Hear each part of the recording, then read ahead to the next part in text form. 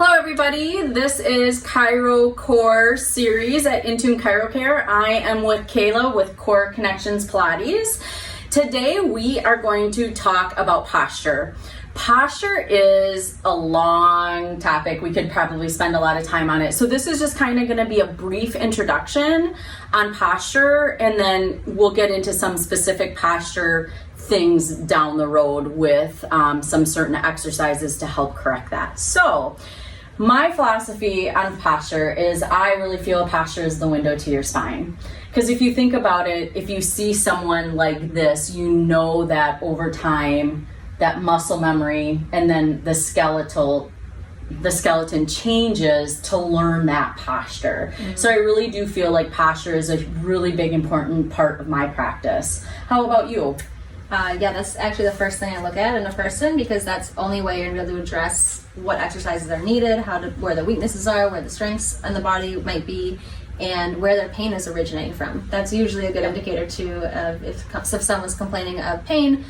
Look at the posture, look at the spine, see how they're aligned. Perfect. Same here. Like, part of my initial exam is watching the patients come in and while they're filling out paperwork and how they move their rib cage, because a lot of people don't understand that your rib cage is really center. I mean, I think we think about head and I think we think about other things, but the rib cage plays a big role of this. And we're going to get into more details on this a lot later. But is that something that you notice as well? Yes, okay. The rib cage is huge. And that is in relationship to the pelvis, of course, and everything from there. But yes, the ribs are a really hard place to get organized, and it's a really hard place to feel in the body. I have a lot of clients that I have clients that just felt their rib cage like last week, and they've been working with me for like a year. So, and they're like, wow, I can like move my rib cage and I know where the placement falls, and it's a tough place to get organized. Yeah, for sure. In a perfect world, if we're talking about posture, really it's everything should line up from our head down to our ankle in a nice plumb line. Yes. But I don't know if I've ever had a patient come in with perfect posture. And I think a lot of it is we have to take into account like what they do every day for a job, what their hobbies are, and just how they carry themselves on a daily basis. So I know for me, my posture can change depending on if I've had a long day adjusting patients. Like, I'm exaggerating this obviously, but I feel like my shoulders are more off forward and my head is more forward. You know, if I've been, on the weekends when I ride my horse, then I'm a little bit better, but then my pelvis is a little bit tipped forward because of how you sit in the saddle. So I think your postures can change, and I think that's another important reason why chiropractic and balancing the musculoskeletal system with something like Pilates is a huge thing for most people to just maintain that balanced musculoskeletal system. Yes. And do you want to just do like a rundown of our alignment? Okay. Yeah. So I'm just going to have Renee stand sideways. And so what we're always looking for is, I'm just going to go back here. For sure.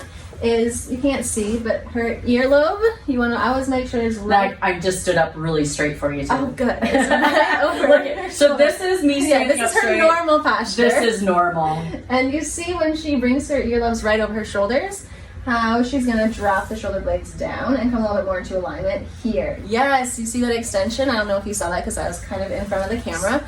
But if you can get the shoulder blades to drop down and bring this open in the chest, right away, she's already in a better placement here, which is going to bring her rib cage more centered as well. So go back to how you were, and notice how her ribs are a little bit behind her here. As soon as she can pull the shoulder blades down and back, lift her chest and get her earlobes right over her shoulders, her ribs are already going to become into a better alignment there. Then you have your hips, which if we're looking down to the side of the body, we have our earlobe, our shoulder, the sides of our rib cage, and then the hip bone. So you can kind of feel your own hip bones there, but that's where you want to be, right underneath from your ribs. And then we have the outer edge of the knee down through the center of the ankle. And yep, she's in camera, so you can see all the way down to the outer edge of the leg there. So go back into where you were. And what's happening here is when she's dropping in her upper back, her pelvis is going to also start to kind of move forward. And she's kind of in this unsupported place of her low back. So the second that she can move her rib cage back in space, open up her shoulders. Her pelvis is going to naturally start to come right underneath of her, and I bet your abdominals engaged even a little bit there. So, and now her low back has much more support. So as we're rounded, we're going to give into our low back, and we're not going to use our abs in the most efficient way. So one thing to check if you're home or have someone to take a picture of you from the side, your plumb line through the center of the body on the side profile is to line up in this way. So, and that's a good thing to have now with social media and cameras. We have access to this simple tool to have someone take a side profile and see where you're aligned. Yep. And it's really important, and I thought about this when we were talking about the rib cage, just to see how important on your physical health, how posture is. I want, like, don't have to do this now, but I want you to bend over and try to take a really deep breath in. Like, and then you can't. And then if you stand up straight and take a really deep breath in, you actually can inhale more because your body, your lungs have that space and your diaphragm has that space to expand.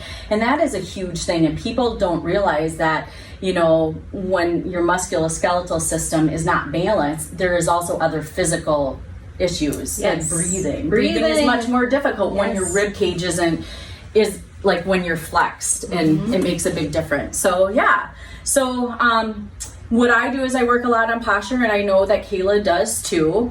One thing that I start my patients on with, what I notice most right now is tech neck. And we're going to get into this a lot more further down the road, but today, just since we're talking about posture, I think it's a good way to start. Tech neck. We now live in a world of technology.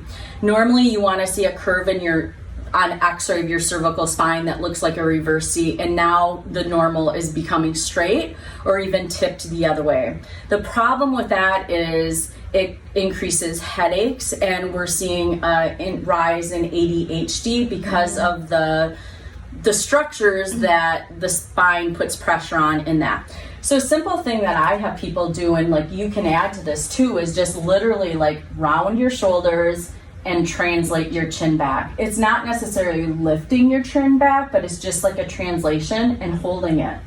People are surprised because 10, 12 seconds they can actually start feeling that, is because when we look forward for so long, those muscles aren't engaged anymore. So we need to relearn how to engage those posterior spine muscles. Yeah. And I have clients that come in all the time that complain of neck pain. And, you know, we'll work on abdominals and things like that on the floor to strengthen from here and to get their head back into alignment, because to curve the spine should actually be an abdominal exercise, not a neck exercise.